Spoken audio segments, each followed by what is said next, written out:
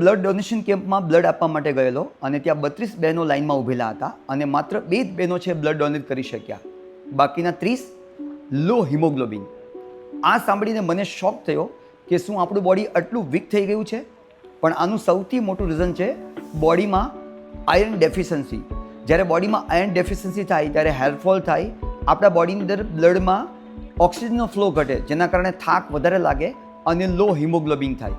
અને જો આવું લોંગ ટાઈમ રહે તો થાક વધારે પડતો લાગવો, આપણા બોન છે એ કમજોર થવા અને સાથે સાથે પ્રેગ્નન્સીના કોમ્પ્લિકેશન વધતા જાય. સો એનો મિનિંગ છે કે બહેનો બાકીનું બધું પરફેક્ટલી કરે છે, મલ્ટીટાસ્ક હોય છે, પણ પોતાના બોડીમાં જે સિગ્નલ આવે છે એને ઇગ્નોર કરે છે.